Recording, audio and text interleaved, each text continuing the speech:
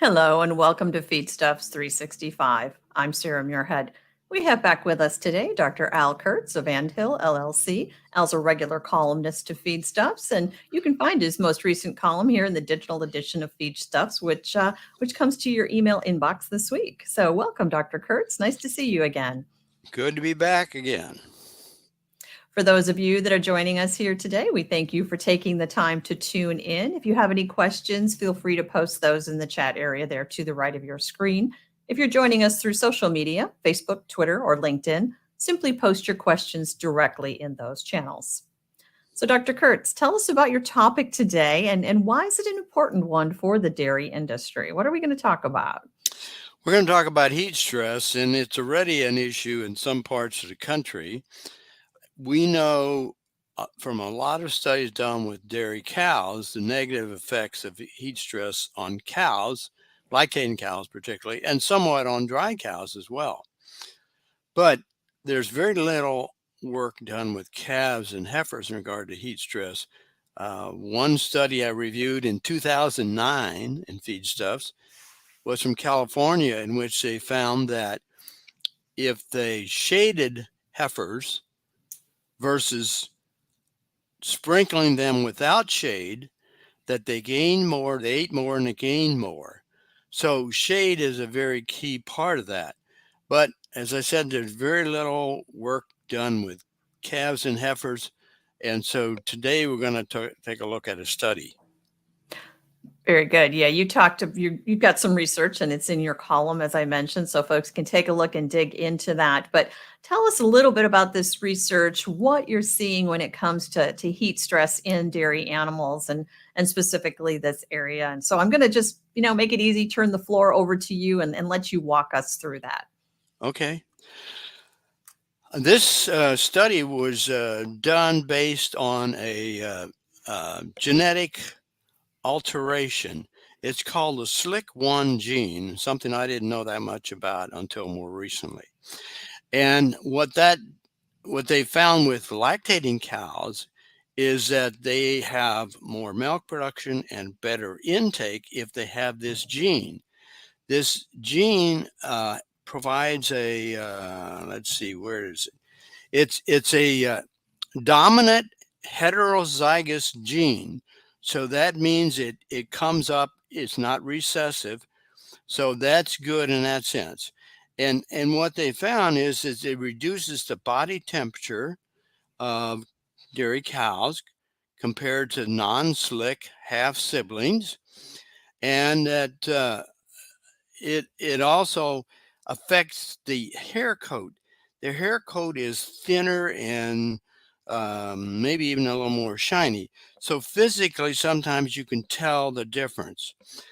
But this study was then conducted by two groups in coordination, and that's not easy to do. One group in California, one group in Florida. And what they did was they set up a breeding program, and I won't go through the details, but it's in the write-up, in which they used AI sires with frozen semen, some sex selected, and so on. And then they had heifer calves in both locations whose genetic type was verified with a laboratory method that does that. And on the other hand, the workers at these stations who were taking care of the calves and heifers did not know which were carrying the gene and which were not carrying the gene. So in that sense, it was like a blind study, which is always good because then there's no bias in how you treat or handle the animals. At the time of the testing, the median age of group 1 calves in California was 195 days. So those are heifers. The median age for the group 2 calves was 23 days. So they're not even weaned, and there's a range there. In Florida, the median age of the group 1 calves was 242 days. So they were about 50 days older. And the median age for calves was 29 days, a little bit older as well. And there is some information, of course, about how they were grouped and handled. There were dry lots in California with shade structures, and they were brought to a feeding area with headlocks so they could make their measurements then, and kept in pasture pens and brought to a chute in Florida for testing. They allowed some time so that they would settle down before they did actual testing. And then in California, they had wood hutches outside. In Florida, they were kept in wire hutches with shade cloth. Now, if we'll take a look at the first slide, and you have that in front of you, or we'll have it in front of you for more details. So they did daily temperature and humidity testing, and then they calculated what's called a temperature humidity index. That's been commonly done with dairy cattle studies. They also did some vaginal rectal temperature recordings, some skin temperatures, respiratory rates, and so on. In California, they were in dry lot pens with shade and were restrained in headlocks during feeding. And in Florida, then they were brought in as needed. So if you look at the figure 1, the top section A, the temperature humidity index is on the left. And generally speaking, anything around a temperature humidity index of 70 or above is heat stress. Now notice that in Florida, the upper curve, the temperature humidity index never got down to 70. So these calves and heifers were subjected to heat stress all the time during the study in the summer. And you see the variation around there, and you see that there's some 24-hour variation. The worst time in Florida was about 2 to 3 o'clock in the afternoon. That's the red box you see. The worst time in Georgia, or not in Georgia, California, was a little bit later in the afternoon. And then, of course, the temperature decreased for both places during the night, but not nearly as much in Florida as in California. Now, if you look at the section B, you see that it shows the temperature in a black line at the upper part for California. And there's a fair spread for the temperature humidity THI index, the red line. And as I said, it's right at 70 or below. And then the percent of your relative humidity. As we know, California has a very dry, arid climate, sort of a Mediterranean type climate. And you can see that the humidity is only about in the low 20s during most of the day. It goes up a bit during the night. Whereas when you look at the Florida curve, you see that the temperature is high and the THI index is also quite high. The humidity was higher and then decreases during the day. So now let's take a look at the next set of graphs.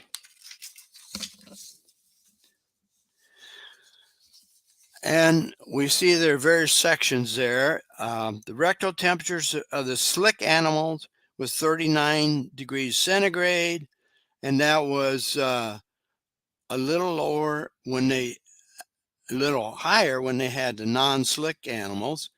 So this difference was only observed in Florida, where there was more heat stress.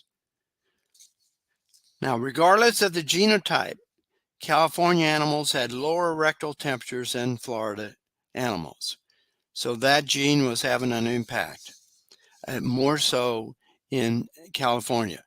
And I think it's because the temperature and humidity were so much higher in Florida that the animals never got a chance really to adjust to that.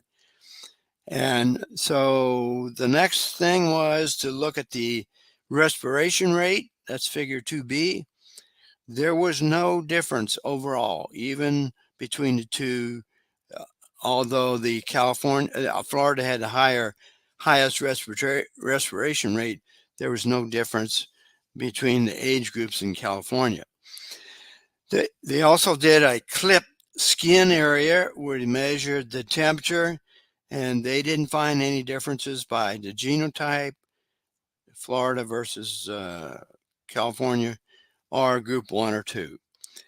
Skin temperatures in unclipped area was also not affected.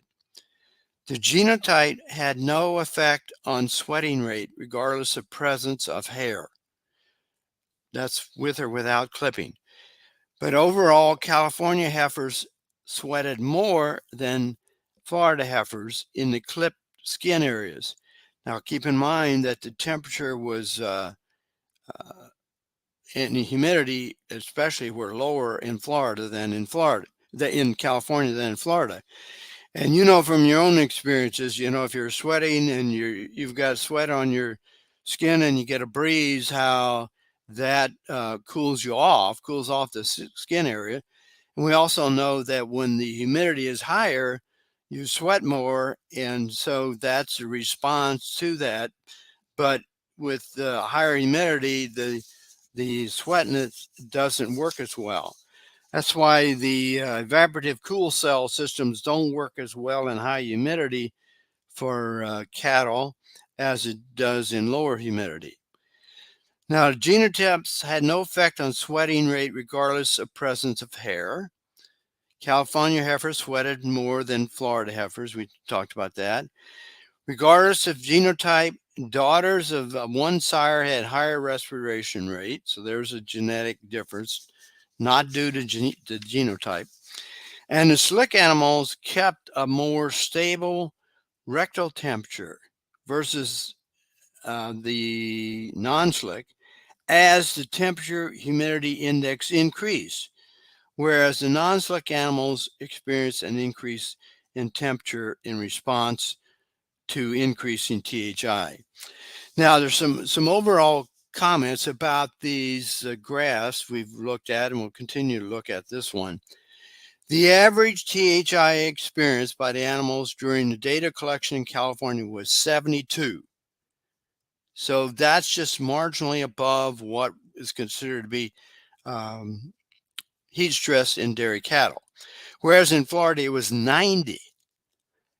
So the range at the bottom was 80, 83. So even at the bottom end of the temperature humidity index in Florida, they were clearly above heat stress threshold at about 70. So that shows you the effect of the two different kinds of climate. California, which has a Mediterranean climate, so the temperatures may be higher during the day, but they lower more during the night. And of course, that's dependent on elevation too. And have a lower humidity during the day, while it goes up some at night in California, it's still not as high as it is in Florida. Another important difference between the two states was that in Florida, animals experienced several more hours of more severe heat stress each day and no relief at night. And cattle dissipate excess heat load by evaporative heat loss, by increasing sweating and respiration rates. And efficiency of this process is largely dependent on the humidity of the air, as we said. So the more humidity in the air, the more a problem is. As we sometimes say amongst ourselves, it's not the heat, it's the humidity, because that limits the amount of sweating and increases the heat stress. Young cattle have often been regarded as more resistant than lactating cows to heat stress. However, some studies in Florida, plus this study, shows that the signs of heat stress in young cattle, young calves or heifers, begins at a THI of 65 to 90, whereas in some previous estimates in cows, they were as high as 77, but the most recent estimate from Arizona in 2009 says it's 68. So these studies show that the calves and heifers actually, if anything, are more susceptible to heat stress than dairy cows are. It's just that it's never really been mentioned or measured before.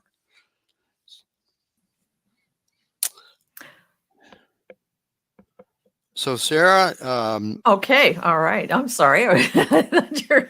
So it's all about that, as they say, right? It's a dry heat, so it doesn't yeah, affect dry heat. it. So I guess I can kind of try to summarize. Yeah, give us the bottom line, if we will, Dr. Kertz. What's the summary here? What should we remember? Well, the presence of that SLICK gene is good, and of course it's a dominant gene. So if it's present in the genetics of the animal, it's going to show up. And the presence lowers body temperature in young Holstein cattle exposed to subtropical heat conditions found in Florida, whereas no differences were found in California, which has a Mediterranean type climate. And it's driven by high humidity. So the temperature in Florida doesn't decrease as much at night as it does in California. But the real problem is that the humidity is generally high across the board. So the addition of higher temperatures and high humidity in Florida makes the heat stress more dominant.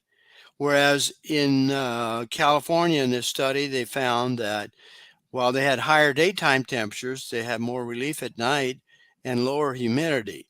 And if you go to some other parts of the West where they have even higher elevations than in the valley in California, then you get even more relief from the high temperatures at night because of the higher elevation has a lower temperature during the night. I think a lot of us have probably had heat stress in Florida, right? Oh yeah, yeah. Oh my goodness, it can be miserable sometimes during the year, but And I should add, I would give a lot of thanks to these two groups, the one in California and the other in Florida, because this is not an easy study to do. It's very involved, and the article in the Journal of Dairy Science gives you more details than I even gave here. So it takes a lot of effort and a lot of coordination and a lot of people to do a study of this magnitude. So I give them great credit for doing that. And we wanted to review it now at the beginning of the heat stress. Some parts of the country are already in heat stress for cattle. well, and I think we're going to address the heat stress topic again here on June 1st when you join us next. Is that correct? Yes, we're going to deal specifically with calf hutches during the northern part of the U.S.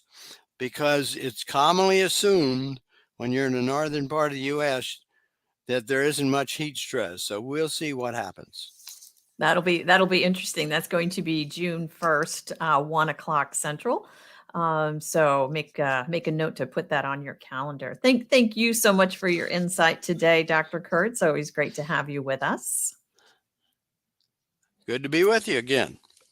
Likewise, we appreciate all of you joining us. We know you have a busy schedule, so giving us a little bit of your day and your time is very much appreciated. A reminder that all Feedstuffs 365 sessions are available in on-demand format at feedstuffs365.com, so you can view them at any time you like and share them with your fellow colleagues and others if you so desire. Until next time, for Feedstuffs 365, I'm Sarah Muirhead.